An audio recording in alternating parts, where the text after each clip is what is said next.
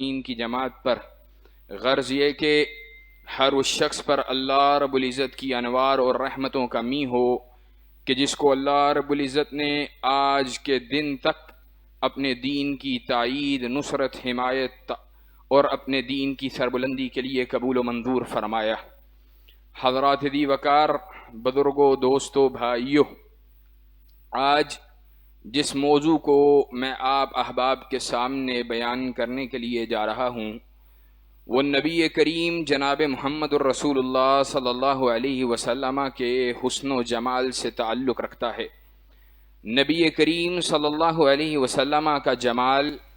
نبی کریم جناب محمد الرسول اللہ صلی اللہ علیہ وسلم کا حسن جو صحابہ کرام رضوان اللہ علیہ مجمعین نے دیکھا اور اپنے الفاظ میں ڈالا، اس حسن و جمال کا تذکرہ اپنی ناقص اور اپنی کمزوری، اپنی کلام کے اوپر گرفت کی کمزوری کے باوجود کچھ آپ کے سامنے رکھنے کی کوشش کروں گا۔ نبی کریم جناب محمد الرسول اللہ صلی اللہ علیہ وسلم سب سے زیادہ حسین، سب سے زیادہ خوبصورت، سب سے زیادہ بہترین اخلاق والے تھے۔ آپ کے اوصاف حمیدہ، آپ کی صفات طیبہ جن کا تعلق آپ کی ذات کے ساتھ ہے، آپ کے حسن و جمال کے ساتھ ہے، وہ بھی بالکل ایسے ہیں کہ ان کی مثال نہیں پیش کی جا سکتی ہے۔ نبی کریم جناب محمد الرسول اللہ صلی اللہ علیہ وسلم کے کامل حسن کے بارے میں سیدنا براء ابن عازب رضی اللہ تعالی عنہ وہ نبی کریم صلی اللہ علیہ وسلم کے حسن کو بیان کرتے ہوئے یہ ارشاد فرماتے ہیں، کان رسول اللہ صلی اللہ علیہ وسلم احسن الناس وجہا واحسنهم خلقا، کہ نبی کریم جناب محمد الرسول اللہ صلی اللہ علیہ وسلم لوگوں میں سب سے زیادہ خوبصورت چہرے والے اور لوگوں میں سب سے زیادہ بہترین اخلاق والے تھے۔ نبی کریم صلی اللہ علیہ وسلم کے حسن کے بارے میں سیدنا ابو ہریرہ رضی اللہ تعالی عنہ ارشاد فرماتے ہیں، کانا کأن الشمس تجری فی وجہہ، نبی کریم جناب محمد رسول اللہ صلی اللہ علیہ وسلم آپ کا حسن و جمال، اس کا عالم یہ تھا، یوں معلوم ہوتا تھا کہ جیسے سورج آپ کے چہرے کے اوپر گردش کر رہا ہے۔ نبی کریم جناب محمد رسول اللہ صلی اللہ علیہ وسلم کے یہ ظاہری حسن و جمال، آپ صلی اللہ علیہ وسلم کی وہ حیت جو صحابہ کرام رضوان اللہ علیہ مجمعین نے بیان کی ہے، اس حیت کو میں نے آپ کے سامنے رکھنے کا ارادہ کیوں کیا ہے اور آپ کے سامنے بیان کرنے کا ارادہ کیوں کیا ہے؟ نبی کریم جناب محمد الرسول اللہ صلی اللہ علیہ وسلم کی صورت کا تعلق بھی حدیث کے ساتھ ہے۔ اللہ کے نبی صلی اللہ علیہ وسلم کی حدیث کے حوالے سے جو ائمہ محدثین نے حدیث کی جامع ترین تعریف کی ہے، اس جامع ترین تعریف کے اندر انہوں نے یہ بات شامل کی ہے، ما اضیف الی النبی صلی اللہ علیہ وسلم من قول او فعل او تقریر او صفت صلی اللہ علیہ وسلم، نبی کریم جناب محمد الرسول اللہ صلی اللہ علیہ وسلم تک جس چیز کا نبی کریم صلی اللہ علیہ وسلم کے ساتھ تعلق ہے، کس اعتبار سے؟ قول کے اعتبار سے، یعنی نبی کریم صلی اللہ علیہ وسلم نے جو بات ارشاد فرمائی وہ نبی کریم صلی اللہ علیہ وسلم کا ارشاد اللہ کے نبی صلی اللہ علیہ وسلم کی حدیث ہے۔ نبی کریم جناب محمد الرسول اللہ صلی اللہ علیہ وسلم نے جو عمل کیا، من عمل، ہر وہ عمل جو اللہ کے نبی صلی اللہ علیہ وسلم نے صحابہ کو کر کے دکھایا، امت کے لیے کر کے دکھایا،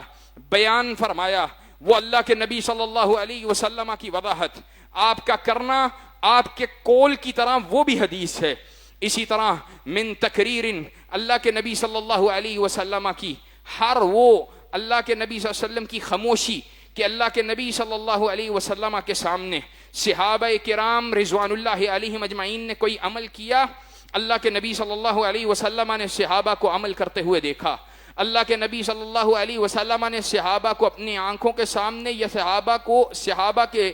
دور میں، اللہ کے نبی کے دور میں صحابہ کوئی عمل کرتے اور وہ معروف ہوتا، اللہ کے نبی صلی اللہ علیہ وسلم اس عمل سے منع نہ فرماتے، اللہ کے نبی صلی اللہ علیہ وسلم کی خاموشی اس بات کی دلیل ہوتی کہ یہ بات شریعت کے اندر جائز ہے، درست ہے، یہ طریقہ، یہ راستہ، یہ درست ہے. اللہ کے نبی صلی اللہ علیہ وسلم کی احادیث کے حوالے سے یہ باتیں معروف ہیں کہ ما اضیف الی النبی صلی اللہ علیہ وسلم من قول او عمل او فعل، کہ اللہ کے نبی صلی اللہ علیہ وسلم تک پہنچنے والی ہر وہ چیز کہ جو آپ کے قول سے تعلق رکھتی ہو، آپ کے فعل سے تعلق رکھتی ہو، اور اسی طرح ہر وہ بات جو آپ کی تقریر یعنی آپ کی خاموشی اللہ کے نبی صلی اللہ علیہ وسلم کا ان باتوں کے اوپر صحابہ کی نکیر نہ کرنا یا ان کی درستگی اور اصلاح نہ کرنا، وہ اللہ کے نبی صلی اللہ علیہ وسلم کی حدیث ہے. یہ باتیں عام معروف ہیں، لیکن جامع تعریف جو محدثین نے بڑی بڑی اصول حدیث کی کتابوں کے اندر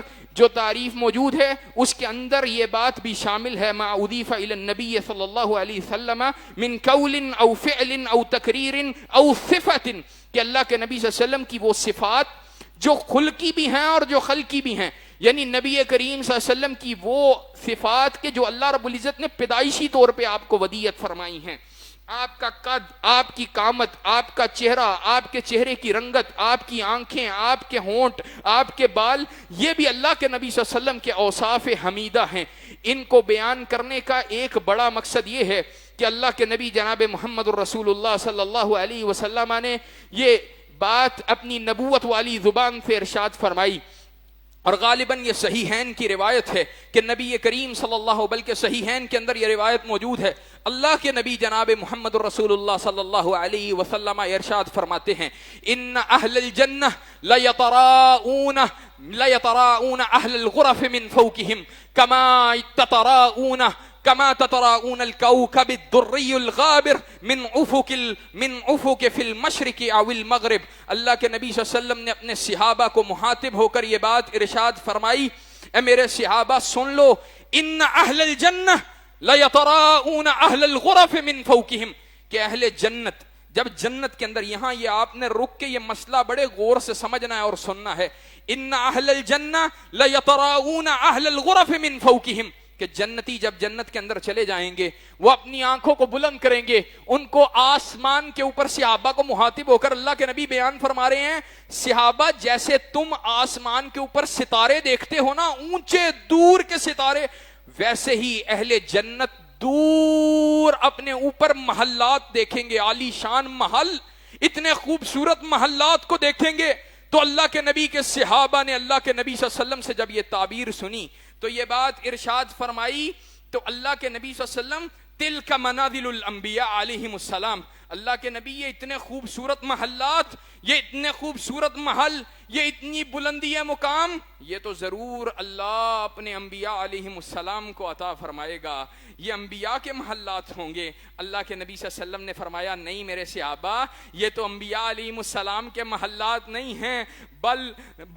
بلکہ یہ کن کے محلات ہیں، یہ کن کے خوبصورت اللہ رب العزت نے مکانات تیار کیے ہیں، مکانات تیار کیے ہیں. کہا رجال آمنوا باللہ وصدقوا المرسلین، اللہ رب العزت نے یہ محلات ان لوگوں کے لیے تیار کیے ہیں جو اللہ پر ایمان لے کے آتے ہیں اور رسولوں کی تصدیق کرنے والے ہیں. اب یہ بات رک کے سمجھنا ضروری ہے کہ ایمان لانے والا اور رسولوں کی تصدیق کرنے والا ہی جنت میں داخل ہو سکتا ہے. تو اللہ کے نبی صلی اللہ علیہ وسلم نے یہ بات کیوں ارشاد فرمائی ان اہل الجنہ، کہ جنتی ہی تو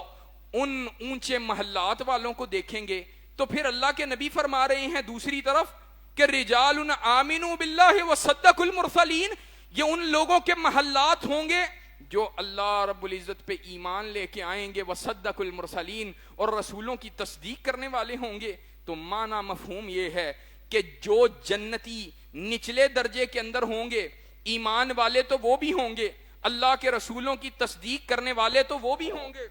لیکن ان کی تصدیق اور ان کا ایمان اتنا کامل نہیں ہوگا، اتنا اعلیٰ نہیں ہوگا، اتنا خوبصورت ایمان ان کے سینے میں موجود نہیں ہوگا، ان کی تصدیق جازم نہیں ہوگی، یعنی ان کو اللہ رب العزت کی صحیح معنوں میں معرفت نہیں ہوگی، ان کو اللہ رب العزت کی جیسے اسماء و صفات کی معرفت کے ساتھ، جیسے اللہ رب العزت کے خصائص کے ساتھ، جیسے اللہ رب العزت کی کامل معرفت کے ذریعے ہی انسان ایمان کی بلندی کو پہنچ سکتا ہے، ویسے ہی رسولوں کی تصدیق میں بھی یہ بات داخل ہے کہ جب اللہ کے رسولوں کی کامل تصدیق، ایسی تصدیق کہ جس میں کوئی تردد، کوئی شک، کوئی اللہ کے رسول صلی اللہ علیہ وسلم کے حوالے سے کوئی اشکال بھی موجود نہ ہوگا، یہ ان لوگوں کے محلات ہوں گے۔ رجال آمنوا باللہ وصدقوا المرسلین۔ اللہ سے دعا کرتے ہیں اللہ جو گفتگو ہم آگے کرنے جا رہے ہیں، جو رسول اللہ صلی اللہ علیہ وسلم کی معرفت ہم حاصل کرنے جا رہے ہیں،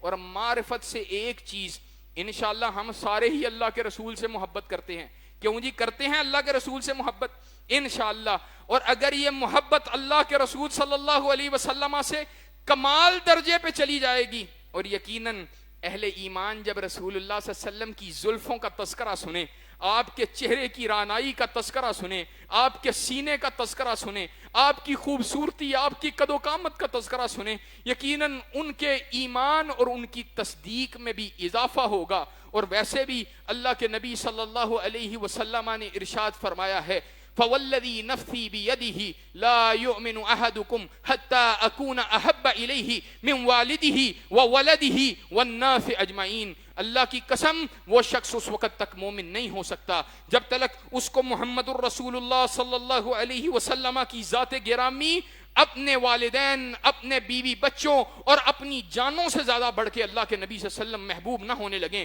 اور آپ نے پچھلے جمعۃ المبارک کے اندر والد گرامی سے یہ آیت مبارکہ بھی سنی تھی، قل ان کان آباؤکم وابناؤکم واخوانکم وازواجکم وعشیرتکم واموال اقترفتموها وتجارۃ تخشون کسادها ومساکن ترضونها احب الیکم من اللہ ورسولہ وجہاد فی سبیلہ فتربصوا حتى یاتی اللہ بامرہ واللہ لا یہدی القوم الفاسقین۔ اللہ رب العزت قرآن مجید کے اندر یہ ارشاد فرماتا ہے، اور میں یہ سمجھتا ہوں اس آیت کے اندر اللہ نے اشارہ کر کے تمام رشتوں کا ذکر کر دیا ہے۔ ان کان آباؤکم، اگر تمہارے باپ دادا، و اخوانکم اور تمہارے بھائی، و ازواجکم اور تمہاری بیویاں، و عشیرتکم اور تمہارے کنبے قبیلے، و اموال اقترفتموها اور تمہارا وہ مال جو تم نے کمایا ہے، و تجارت تخشون کسادها اور تمہاری وہ تجارت جس کے اندر نقصان سے تم ڈرتے ہو، و مساکن ترضونها اور تمہارے وہ رہنے کے ٹھکانے، تمہارے محلات، تمہارے گھر کہ جن کے اندر تم داخل ہوتے ہو تھکے ہارے، تمہاری تھکاوٹ اتر جاتی ہے، وَمَسَاكِنُ تَرْضَوْنَهَا احب الیکم، یہ ساری چیزیں اگر تمہیں زیادہ محبوب ہوں گی من اللہ، اللہ کی محبت سے، اللہ کے رسول کی محبت سے، جہاد فی سبیل اللہ کی محبت سے، فتربصوا حتی یاتی اللہ بامرہ، پھر انتظار کرو، اللہ فاسقوں کو ہدایت نہیں دیتا، انتظار اللہ کے عذاب کا کرو۔ تو انشاءاللہ ہم یہ بات سمجھتے ہیں کہ نبی کا حسن و جمال، اس کا تذکرہ سن کر اہل ایمان کا ایمان اور اہل ایمان کی نبی کریم سے محبت مزید بڑھ جاتی ہے۔ اور یہ بات بھی آپ کو بتلاتا چلوں کہ نبی مکرم صلی اللہ علیہ وسلم، آپ کا جمال، آپ کا کمال، آپ کا حسن، وہ اللہ کے نبی صلی اللہ علیہ وسلم کا یہ حسن نبوت کے دلائل اور نبوت کے ادلہ میں سے ہے۔ اللہ کے نبی صلی اللہ علیہ وسلم کے شمائل کے حوالے سے، آپ کے اوصاف، آپ کی سیرت، آپ کے اخلاق، آپ کے یہ خوبصورتی، حسن و جمال کے حوالے سے علماء نے بڑی کتابیں لکھی ہیں۔ بعض محدثین نے اس کو اپنی احادیث کے اندر مختلف ابواب کے تحت نقل کیا ہے، اور بعض نے مکمل کتابیں اللہ کے نبی صلی اللہ علیہ وسلم کے چہرے، آپ کے حسن و جمال، آپ کے شمائل، آپ کے اخلاق، آپ کی سیرت پہ لکھی ہیں۔ ان میں سے بڑی مشہور ترین جو کتابیں دو تین آپ کے سامنے ذکر کرنے لگا ہوں، اللہ کے نبی صلی اللہ علیہ وسلم کی سیرت پہ دلائل النبوہ امام بہقی کی، اور سیدنا اور جناب قاضی عیاض رحمہ اللہ کی الشفا ہے، اسی طرح امام ترمذی کی شمائل محمدیہ صلی اللہ علیہ وسلم ہے۔ دلائل النبوہ کے اندر امام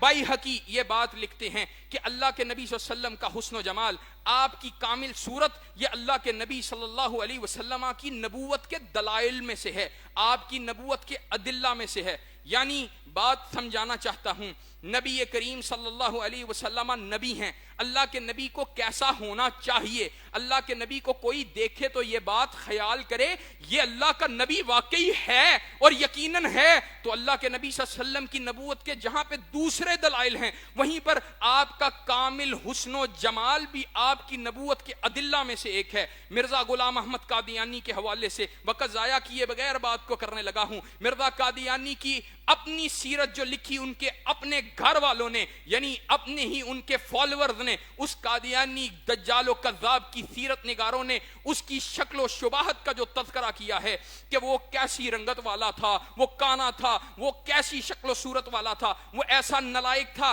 کہ کبھی اگر شیروانی کا بٹن اپنی قمیص کے بٹن سے بند کر لیتا اور قمیص کا بٹن شیروانی کے بٹن سے بند کر لیتا، اور اپنی جیب کے اندر اگر گڑ اور مٹی کا ڈیلا لگتا، گڑ کھانے کے لیے، مٹی کا ڈیلا استنجا کرنے کے لیے، تو مٹی کے ڈیلے کو کھا لیتا اور گڑ اس کے ڈیلے کے ساتھ استنجا کر لیتا۔ یہ باتیں صرف آج یقیناً اللہ کے فضل و کرم سے آپ لوگوں کو بتلانے کا مقصد یہ ہے، آپ جائیے کہیں پہ کوئی قادیانی ملے، اس کو یہ بات سمجھائیے، کیا اللہ کا نبی ایسا ہو سکتا ہے جیسا نبی تمہارا ہے؟ کیا نبی کریم کے اوصاف میں اللہ رب العزت نے اللہ رب العزت نے جو اوصاف نبی کریم کے رکھے اور جو صحابہ نے بیان فرمائے، اللہ کے نبی صلی اللہ علیہ وسلم لم یکن فحاشا، اللہ کے نبی فحاش نہیں تھے، بری بات نہیں کیا کرتے تھے، اللہ کے نبی صلی اللہ علیہ وسلم گالی نہیں نکالا کرتے تھے، اور اس نے اپنی کتابوں کے اندر ماں بہن کی گالیاں نکالی ہوئی ہیں۔ یہ ان کا نبی ہے، اور ہمارا نبی حسن و اخلاق کا پہکر، اور اللہ کا نبی ظاہری حسن و جمال میں بھی اعلیٰ، اخلاق میں بھی اعلیٰ ہے۔ یہ اللہ کے نبی صلی اللہ علیہ وسلم کی نبوت کے دلائل میں سے ہے۔ شرح مسلم کے اندر امام نووی نے اس بات کو درج کیا ہے، اتفق العلماء، اللہ کے نبی صلی اللہ علیہ وسلم کے حسن کے بارے میں، اللہ کے نبی صلی اللہ علیہ وسلم کے حسن کے دلائل النبوہ ہونے کے حوالے سے کہتے ہیں، اتفق العلماء کان رسول اللہ صلی اللہ علیہ وسلم غایت جمال وکان رسول اللہ صلی اللہ علیہ وسلم غایت الجمال وَأَحْسَنُ صُورَةً، اللہ کے نبی صلی اللہ علیہ وسلم، اس بارے میں علماء کا اتفاق ہے کہ نبی کریم صلی اللہ علیہ وسلم بہترین جمال والے اور بہترین اکمل ترین صورت والے تھے۔ وَمِن، اور یہ باتیں اور یہ سارا اللہ کے نبی صلی اللہ علیہ وسلم کا چہرہ، اس بارے میں علماء کا اتفاق ہے کہ یہ اللہ کے نبی صلی اللہ علیہ وسلم کی شکل و شباہت، آپ کا ظاہری حلیہ، اس کی خوبصورتی، یہ نبوت کے ادلہ میں سے ایک ہے۔ سیدنا عبداللہ بن سلام رضی اللہ تعالی عنہ، جناب عبداللہ بن سلام یہود کے علماء میں سے ہیں، علماء یہود میں سے ہیں، ان کا تعلق یہود کے علماء میں سے ہے۔ کہتے ہیں فلما قدم رسول اللہ صلی اللہ علیہ وسلم الی المدینہ، اللہ کے نبی صلی اللہ علیہ وسلم مدینہ پہنچے، انفجل الناس، اللہ کے نبی صلی اللہ علیہ وسلم کو دیکھنے کے لیے لوگ نکلے، وکیلا وقد قدم رسول اللہ صلی اللہ علیہ وسلم، قد قدم رسول اللہ صلی اللہ علیہ وسلم، لوگ اللہ کے نبی کو دیکھنے کے لیے نکلے اور یہ اعلان کر رہے تھے اللہ کا رسول آ گیا ہے، اللہ کے رسول آ گیا ہے۔ سیدنا عبداللہ بن سلام کہتے ہیں میں بھی نکلا اللہ کے رسول کو دیکھنے کے لیے، میں نے اللہ کے رسول صلی اللہ علیہ وسلم کے خوبصورت چہرے کو دیکھا، عرفتو، میں جان گیا کہ ان وجہہ لیس بوجہ کذاب، اللہ کے نبی صلی اللہ علیہ وسلم کا خوبصورت چہرہ کسی جھوٹے اور کذاب کا چہرہ نہیں ہو سکتا ہے۔ اتنا خوبصورت چہرہ، اتنا عالی شان چہرہ، اتنی خوبصورت رانائی اور زیبائی والا کہ میری زبان سے یہ بات نکلی کہ یہ چہرہ اللہ کے رسول کے نہیں ہو سکتا ہے۔ نبی کریم جناب محمد الرسول اللہ صلی اللہ علیہ وسلم کے حسن و جمال کی طرف آتے ہیں کہ نبی کریم صلی اللہ علیہ وسلم کے بارے میں سیدنا علی المرتضی رضی اللہ تعالی عنہ ارشاد فرماتے ہیں، آپ کے قد و قامت کے حوالے سے کہتے ہیں لم یکن کالطویل البائن، اللہ کے نبی صلی اللہ علیہ وسلم طویل بائن نہیں تھے، لم یکن طویل البائن ولا بالکثیر وکان ربعۃ من القوم، اللہ کے نبی صلی اللہ علیہ وسلم نہ ہی طویل بائن تھے نہ ہی چھوٹے تھے، یعنی اللہ کے نبی صلی اللہ علیہ وسلم کا ایسا قد نہیں تھا جو اتنا لمبا ہو کہ برا لگنے لگے، اور چھوٹا بھی نہیں تھا۔ بائن ایسے قد کو کہتے ہیں طویل، لمبا، بائن ایسا کہ جو اتنا زیادہ لمبا ہو کہ وہ برا لگنے لگے، اوپرا جسے کہتے ہیں، عجیب تعجب ہونے لگے کہ یہ قد کیسا عجیب قد ہے۔ نہیں، اللہ کے نبی صلی اللہ علیہ وسلم کا طویل بائن بھی نہیں تھا، اور اللہ کے نبی صلی اللہ علیہ وسلم کا قد وہ کثیر یعنی چھوٹا بھی نہیں تھا، بلکہ اللہ کے نبی کا قد درمیانہ تھا، اور درمیانہ بھی باقی احادیث اور بلکہ اسی کے اندر طویل بائن طویل کے ساتھ بائن کی صفت کا اضافہ کر کے یہی بات سمجھانا مقصود ہے کہ اللہ کے نبی صلی اللہ علیہ وسلم کا قد وہ ایسا پیارا اور خوبصورت تھا کہ اللہ کے نبی صلی اللہ علیہ وسلم درمیانے سے کچھ لمبے یعنی طول کی طرف مائل تھے. نبی کریم صلی اللہ علیہ وسلم کا قد وہ خوبصورت ترین قد تھا, ایک باوقار شخص کا جیسا قد ہونا چاہیے. نبی مکرم صلی اللہ علیہ وسلم کا قد ایسا تھا. اور صحیح مسلم کے اندر سیدنا انس ابن مالک رضی اللہ تعالی عنہ یہ بیان فرماتے ہیں, کان النبی صلی اللہ علیہ وسلم اظہر اللون, اللہ کے نبی صلی اللہ علیہ وسلم صاف رنگت والے تھے. اللہ کے نبی صلی اللہ علیہ وسلم کی رنگت صاف تھی. لیس بالابید الامحق, اللہ کے نبی کی رنگت ایسی دودیا یا پیپر وائٹ نہیں تھی. ولا بالآدمہ, اور نہ ہی اللہ کے نبی صلی اللہ علیہ وسلم کی رنگت وہ گندمی تھی. اللہ کے نبی صلی اللہ علیہ وسلم کی رنگت کیسی تھی؟ نبی مکرم صلی اللہ علیہ وسلم نہ ہی ابید امحق, نہ ہی ایسے رنگ والے تھے کہ جو بالکل پیپر وائٹ ہو کہ آنکھوں کو چبھنے والا نہیں, بلکہ اللہ کے نبی صلی اللہ علیہ وسلم گندمی مائل تھے, یعنی ایسا گورا رنگ, ایسا سفید رنگ جس میں گندمی رنگ ملا ہو, اور اللہ کے نبی یا گندمی رنگ کی طرف مائل ہو, اور اللہ کے نبی گندمی رنگ کے بھی نہیں تھے. اور ساتھ مزید اوصاف جو بیان کیے, اللہ کے نبی صلی اللہ علیہ وسلم اظہر اللون, اللہ کے نبی صلی اللہ علیہ وسلم کے چہرے کے اندر, اللہ کے نبی صلی اللہ علیہ وسلم کے چہرے کے اندر آپ کے سفید خوبصورت رنگ کے اندر سرخی گوندی ہوئی تھی, یعنی سرخ لالی جسے کہتے ہیں, وہ سرخی مائل تھا. اس قدر خوبصورت چہرہ, اس قدر وجیح چہرہ نبی مکرم صلی اللہ علیہ وسلم کو اللہ رب العزت نے عطا فرمایا تھا. اور اللہ کے نبی صلی اللہ علیہ وسلم کے چہرے کی گلائی کے حوالے سے سیدنا براء ابن عازب یا سیدنا انس ابن مالک ہی بیان فرماتے ہیں کہ نبی کریم صلی اللہ علیہ وسلم کان وجہ رسول اللہ صلی اللہ علیہ وسلم کالشمس والقمر مستدیرا, اللہ کے نبی صلی اللہ علیہ وسلم کا چہرہ وہ چاند اور سورج کی مانند گلائی لیے ہوئے تھا. اور دوسری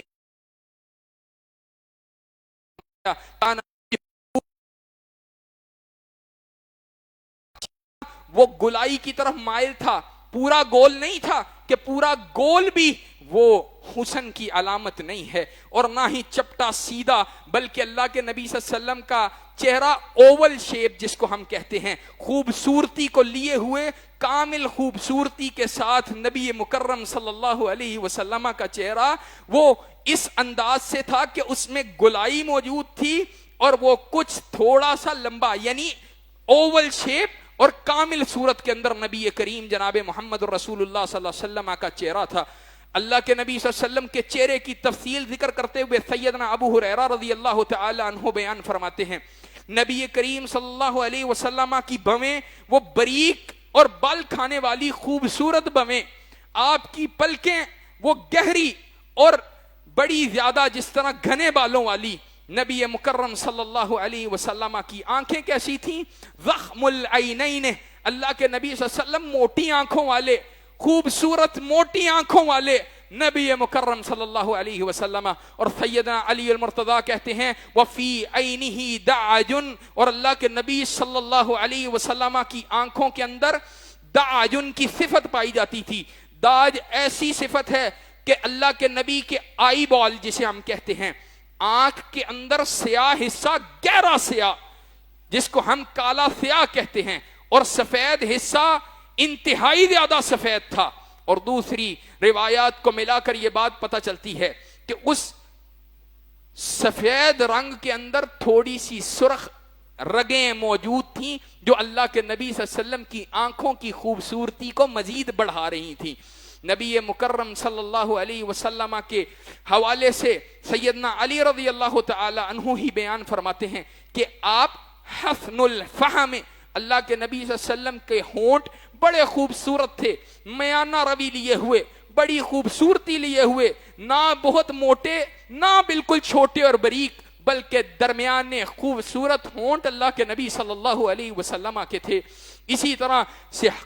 صحابی رسول اللہ کے نبی صلی اللہ علیہ وسلم کے بارے میں فرماتے ہیں کہ نبی کریم جناب محمد الرسول اللہ صلی اللہ علیہ وسلم جب مسکراتے، جب اپنے منہ کو کھولتے تو اللہ کے نبی صلی اللہ علیہ وسلم کا نور یخرج بین ثنایاہ، اللہ کے نبی صلی اللہ علیہ وسلم کے دندان مبارک اتنے زیادہ خوبصورت تھے، ایسے محسوس ہوتا تھا جیسے آپ کے دندان مبارک کے اندر سے اللہ رب العزت کے نور کی شعائیں نکل رہی ہوں۔ اور اللہ رب العزت کے نبی جناب محمد رسول اللہ صلی اللہ علیہ وسلم کے دندان کی خوبصورتی اور سفیدی کے بارے میں صحابی رسول کہتے ہیں اللہ کے نبی صلی اللہ علیہ وسلم کے دندان مبارک، اللہ کے نبی جب ہنستے تو ہماری طرح کہہ کے نہیں لگاتے بلکہ تبسم ان کے چہرے پہ آتا، اور اگر تبسم زیادہ ہوتا اللہ کے نبی صلی اللہ علیہ وسلم کے دندان مبارک ظاہر ہو جایا کرتے تھے، اور وہ جب دندانان مبارک ظاہر ہوتے تو وہ کہتے ہیں کہ نبی کریم جناب محمد رسول اللہ صلی اللہ علیہ وسلم کے دندان کی سفیدی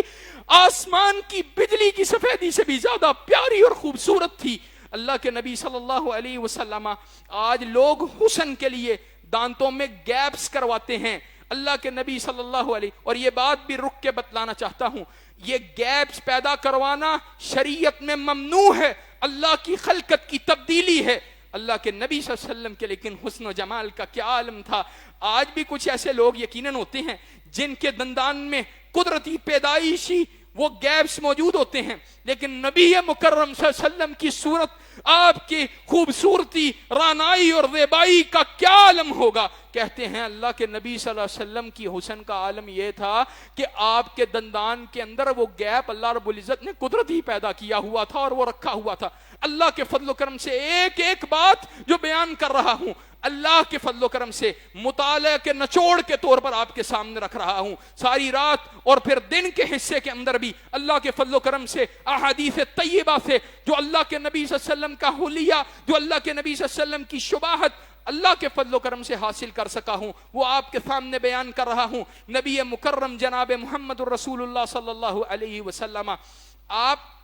ان کے حوالے سے آپ صلی اللہ علیہ وسلم کے ناک کے حوالے سے آتا ہے اقنع الارنین، اللہ کے نبی صلی اللہ علیہ وسلم، اللہ کے نبی صلی اللہ علیہ وسلم کا ناک ایسا تھا اقنع الارنین، جس کو ہم کہتے ہیں نا تیکھا ناک، کہ پتلا اور تھوڑا سا کھڑا ہوا اور خوبصورت ناک اللہ کے نبی صلی اللہ علیہ وسلم کو اللہ رب العزت نے عطا فرمایا تھا۔ نبی کریم صلی اللہ علیہ وسلم کے بارے میں سیدنا علی المرتضی رضی اللہ تعالی عنہ ہی سے مروی ہے، نبی کریم صلی اللہ علیہ وسلم کے بارے میں کہتے ہیں کان عظیم الرأس، اللہ کے نبی صلی اللہ علیہ وسلم بڑے خوبصورت ایک مضبوط سر کے مالک تھے۔ نبی کریم صلی اللہ علیہ وسلم چھوٹے سر کے مالک نہیں، خوبصورت بڑے سر کے، اس کی وجہ بھی ہے۔ نبی کریم صلی اللہ علیہ وسلم کے حوالے سے سیدنا برا بن عازب رضی اللہ تعالی عنہ کیا ارشاد فرماتے ہیں، کان رجل مربوعا، اللہ کے نبی صلی اللہ علیہ وسلم ایک درمیانے قد کے آدمی سے، وعلا، اور اللہ کے نبی صلی اللہ علیہ وسلم کے حسن کو بیان کرتے ہوئے فرماتے ہیں وَالطَّوِيلُ مَا بَيْنَ مَنْكِبَيْهِ، اور اللہ کے نبی صلی اللہ علیہ وسلم کے کندھے چوڑے تھے، بڑے کندھوں والے، بڑے جوڑوں والے، وَالطَّوِيلَ وَبَعِيدَ مَا بَيْنَ مَنْكِبَيْهِ، اور اللہ کے نبی صلی اللہ علیہ وسلم کے کندھوں کے درمیان فاصلہ تھا، یعنی چوڑی چھاتی والے، چوڑے سینے والے، ایک جوان رانا کی مانند نبی کریم صلی اللہ علیہ وسلم کا سینہ اور شباہت تھی۔ اور کہتے ہیں ان کے لیے وَلَهُ شَعْرٌ، اللہ کے نبی صلی اللہ علیہ وسلم کے لیے بال تھے یبلغ بین شحمت اذنیہ، اللہ کے نبی صلی اللہ علیہ وسلم کے لیے ایسے بال تھے جو آپ کے کانوں کی لو تک پہنچتے تھے، جن کو وفرا کہا جاتا ہے۔ نبی مکرم صلی اللہ علیہ وسلم کے حوالے سے علماء نے، نبی کریم صلی اللہ علیہ وسلم کے حوالے سے صحابہ نے 3 قسم کے بال نقل کیے ہیں کہ نبی کریم صلی اللہ علیہ وسلم کے 3 مختلف حالات کے اندر کیسے بال تھے۔ ایک نے بیان فرمایا اللہ کے نبی صلی اللہ علیہ وسلم کے بال وفرا کی لمبائی والے تھے، یعنی کانوں کے ان لو تک پہنچنے والے۔ اور پھر دوسری کیٹیگری یا دوسری جو اللہ کے نبی صلی اللہ علیہ وسلم کے بالوں کی لمبائی ہے اس کے بارے میں آتا ہے وہ لما تھے فوق المنکبیہ، اللہ کے نبی صلی اللہ علیہ وسلم وَلَهُ لِمَّةٌ فَوْقَ مَنْكِبَيْهِ، آپ کے لیے لما کی لمبائی تھی جو کہ منکب یعنی کندھوں سے اونچی تھی، کانوں کی لو سے نیچی تھی۔ اور تیسرا اللہ کے نبی صلی اللہ علیہ وسلم کے بارے میں سیدنا انس رضی اللہ تعالی عنہ کہتے ہیں وَكَانَ شَعْرُ النَّبِيِّ صلی اللہ علیہ وسلم وَكَانَ شَعْرُ النَّبِيِّ صلی اللہ علیہ وسلم إِلَى مَنْكِبَيْهِ، اور اللہ کے نبی صلی اللہ علیہ وسلم کے بال آپ کے کندھوں کو ٹکرایا کرتے تھے، کانپ کے کندھا ہائے مبارکہ کو ٹچ کیا کرتے تھے۔ نبی کریم صلی اللہ علیہ وسلم کے بالوں کے حوالے سے یہ تین باتیں احادیث کی کتب کے اندر ملتی ہیں کہ نبی کریم صلی اللہ علیہ وسلم کو اللہ رب العزت نے ایسے بال عطا فرمائے تھے۔ اور ایک مزید تفصیل جو احادیث میں بیان کردہ ہے کہ نبی کریم کے بال بالکل گنگریالے بھی نہیں تھے اور ڈیڈ سٹریٹ بھی نہیں تھے، بلکہ ان کے درمیان ایسے بال تھے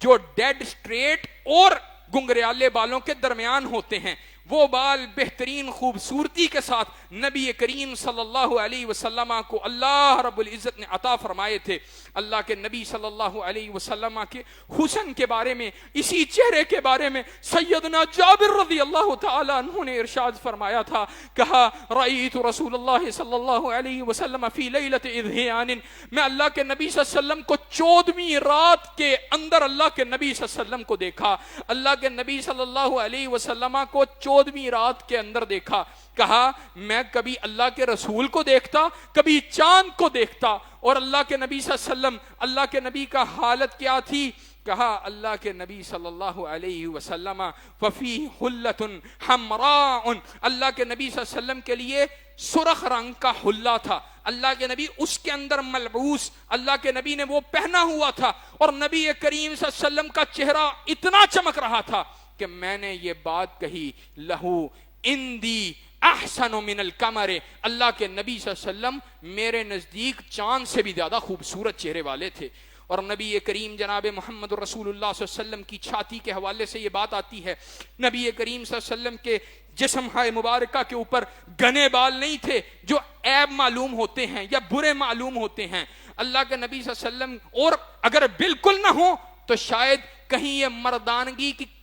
علامات میں سے ایک علامت سمجھی جاتی ہے۔ تو اللہ کے نبی صلی اللہ علیہ وسلم کو اللہ رب العزت نے ایسے خوبصورت بال عطا کیے کہ جو سینے کے درمیان سے لے کر ناف تک بالکل پتلی سی باریک سی بالوں کی ایک لکیر اللہ کے نبی صلی اللہ علیہ وسلم کے اوپر اللہ تبارک و تعالیٰ نے ان کو عطا فرمائی تھی۔ اور نبی کریم صلی اللہ علیہ وسلم کے ہاتھوں اور قدموں کے بارے میں آتا ہے ضخم القدم والکفین والید، اللہ کے نبی صلی اللہ علیہ وسلم کے ہاتھ اور آپ کے قدم وہ باری یعنی گوشت والے تھے، بالکل باریک باریک ہاتھ نہیں تھے، گوشت والے تھے۔ تو اللہ کے نبی صلی اللہ علیہ وسلم کے ہاتھوں کے بارے میں سیدنا انس رضی اللہ تعالی عنہ فرماتے ہیں، کہتے ہیں میں نے اللہ کے نبی صلی اللہ علیہ وسلم کے ہاتھوں کو کان ید رسول اللہ صلی اللہ علیہ وسلم الین من الحریر، اللہ کے نبی صلی اللہ علیہ وسلم کے ہاتھ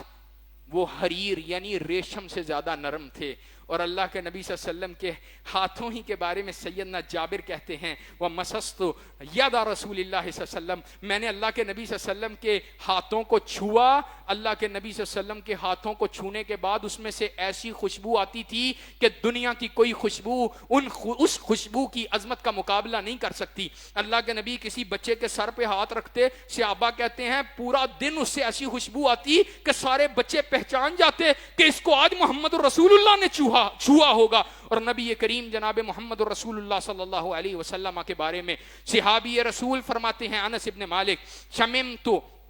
میں نے اللہ کے نبی صلی اللہ علیہ وسلم کو سونگا، میں نے اللہ کے نبی صلی اللہ علیہ وسلم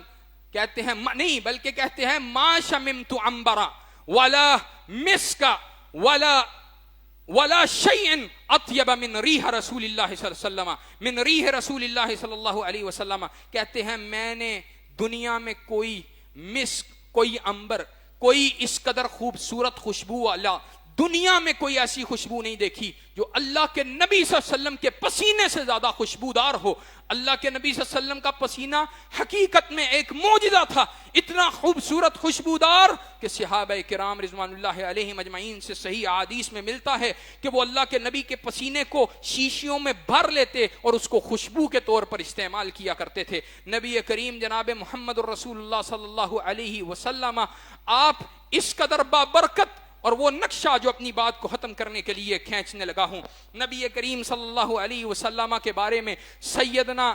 ام معبد رضی اللہ تعالی عنہا نے جو کھینچا وہی اللہ کے نبی صلی اللہ علیہ وسلم کی صورت تھی کہ آپ حسین و جمیل انتہائی زیادہ خوبصورت چہرے والے تھے۔ میں دوسرے خطبے کے اندر اس کا تذکرہ کروں گا۔ اللہ رب العزت ہمیں صحیح معنوں کے اندر محمد الرسول اللہ صلی اللہ علیہ وسلم سے محبت کرنے کی توفیق عطا فرمائے، ان کے چہرے، ان کی رعنائی، ان کی زیبائی، اس کے تذکرے کو بھی کریں لیکن محبت کے اس حقیقی مقصد کو بھی حاصل کریں کہ محبت وہ کرنی ہے جو اللہ رب العزت کے دربار میں لائق قبول ہے۔ اللہ کے ساتھ محمد رسول اللہ کو شریک نہیں ٹھہرانا ہے، اللہ تک نہیں پہنچانا ہے، اللہ رب العزت کی ذات کا حصہ قرار نہیں دینا ہے، اللہ کی صفات پہ ڈاکے نہیں ڈالنے ہیں، اور محمد رسول اللہ صلی اللہ علیہ وسلم کی تعلیمات سے ہٹ کر اللہ کے نبی سے محبت کا اظہار کوئی عیدیں منا کر وہ نہیں کرنا، بلکہ اللہ کے نبی صلی اللہ علیہ وسلم کی وہ تعلیمات جو اللہ کے فضل و کرم سے لیلھا کنہارھا، اللہ کے نبی صلی اللہ علیہ وسلم کی روشن تعلیمات کہ جن کی راتیں بھی دنوں کی مانند روشن تھیں، ہم نے ان کے اوپر عمل کرنا ہے۔ اللہ رب العزت ہمیں صحیح معنوں میں عمل کی توفیق عطا فرمائے۔ وآخر دعوانا ان الحمد للہ رب العالمین۔ الحمد لله نحمده ونستعينه ونستغفره ونعوذ بالله من شرور أنفسنا ومن سيئات أعمالنا، من يهده الله فلا مضل له ومن يضلله فلا هادي له، وأشهد أن لا إله إلا الله وحده لا شريك له، وأشهد أن محمدا عبده ورسوله صلوات ربي وسلام عليه. أما بعد فإن خير الحديث كتاب الله وخير الهدي هدي محمد صلى الله عليه وسلم وشر الأمور محدثاتها وكل محدثة بدعة وكل بدعة ضلالة وكل ضلالة في النار. حضرات دی بکار، ہم اللہ کے نبی صلی اللہ علیہ وسلم کے ظاہری حسن و جمال کا تذکرہ کر رہے تھے۔ نبی کریم جناب محمد رسول اللہ صلی اللہ علیہ وسلم جب مکہ سے ہجرت کر کے مدینہ کو جانے لگے، کفار کے ستائے ہوئے جب مدینہ کے راستے میں ایک جگہ پہ پڑاؤ ڈالا، ایک گھر، ایک بستی کے قریب پڑاؤ ڈالا، ام معبد اس گھر کی مالکہ کا نام ہے۔ ام معبد کے گھر اللہ کے نبی تشریف لے جاتے ہیں، اللہ کے نبی اجازت طلب کرتے ہیں اور ام معبد سے کہتے ہیں اے بڑھیا ہمیں کھانے کے لیے کچھ فراہم کر دے، ہم بھوکے ہیں، ہمیں پینے کے لیے کچھ فراہم کر دے۔ بڑھیا کہتی ہے اے اللہ والے، اگر میرے گھر میں کچھ موجود ہوتا میں تجھے ضرور دیتی، لیکن میرا شوہر وہ میرے مال مویشیوں کو چروانے کے لیے گیا ہے۔ اللہ کے نبی نے اس کے گھر کے اندر ایک بڑھیا بکری کو دیکھا جس کا دودھ خشک ہو چکا تھا۔ اللہ کے نبی صلی اللہ علیہ وسلم نے کہا اماں یہ بڑھیا بکری دودھ نہیں دیتی؟ کہا نہیں، اس کا دودھ تو مدتوں سے خشک ہو گیا ہے۔ کہا اللہ کے نبی صلی اللہ علیہ وسلم نے بڑھیا سے کہا اماں ہمیں اجازت دے دو، ہم آزما کے دیکھ لیں۔ اللہ کے نبی کو اجازت دی۔ اللہ کے نبی صلی اللہ علیہ وسلم نے اپنے مبارک ہاتھوں کو اس بکری کے تھنوں کو لگایا، اس نے اتنا دودھ دیا۔ اللہ کے نبی نے اپنے ہجرت کے ساتھیوں کو، سیدنا ابو بکر کو اور ان کے غلام کو اور دوسرے ساتھی کو اللہ کے نبی نے دودھ پلایا، وافر پلایا۔ پھر اللہ کے نبی نے خود دودھ پیا، اور دودھ پینے کے بعد اللہ کے نبی نے اس بڑھیا کے لیے، اس کے گھر کے لیے دودھ کو دھویا، اتنا دودھ دھویا کہ برتن اٹھانا مشکل ہو گیا۔ وہ برتن بڑھیا کے گھر میں داخل ہوا، بڑھیا کا شوہر آیا، ابو معبد آتا ہے، کہتا ہے یہ دودھ کہاں سے آیا؟ کہا ایک شخص آیا تھا، اس نے اس بڑھیا بکری کے تھنوں کو ہاتھ لگایا، وہ اتنا برکتوں والا تھا، اللہ نے اس سے دودھ کی نہروں کو روا فرما دیا، اور آج یہی دودھ ہمارے گھر میں موجود ہے۔ کہنے لگا بتلا وہ شخص کیسا تھا؟ کہا کیا بتلاؤں کیسا تھا، کتنا خوبصورت تھا، کتنی رعنائی والا تھا، کتنی زیبائی والا تھا، آنکھیں ٹکتی نہیں تھی۔ نبی کے چہرے کا نقشہ کھینچا، اس قدر خوبصورت چہرے والا، اور جب بات کرتا تو دل کو تھام لیتا، جب رکتا تو وقار جھلکتا تھا۔ اللہ کے نبی کا ایسا خوبصورت نقشہ کھینچا۔ ابو معبد وہ سمجھدار آدمی تھے، کہا ہاں یہ پھر وہی شخص ہے جس کے بارے میں قریش تذکرہ کرتے ہیں۔ اللہ کی قسم اگر میری خواہش ہے کہ رسول اللہ اگر مجھے ملے تو میں ان کا ساتھ دوں، اور یقیناً میں نبی مکرم جناب محمد الرسول اللہ صلی اللہ علیہ وسلم کا ساتھ ضرور دوں گا، تو یہ بتلاؤ ربی کریم صلی اللہ علیہ وسلم کتنے برکت والے تھے، کتنی عظمتوں والے تھے، کہ جس نے اللہ کے نبی کے ساتھ کا ارادہ کیا اللہ نے اس کے نام کو بھی امر کر دیا۔ جس بڑھیا نے اللہ کے نبی صلی اللہ علیہ وسلم کے چہرے آپ کی رانائی کا نقشہ کھینچا، کچھ اور نہ بھی ملے، اس بڑھیا کی سیرت نے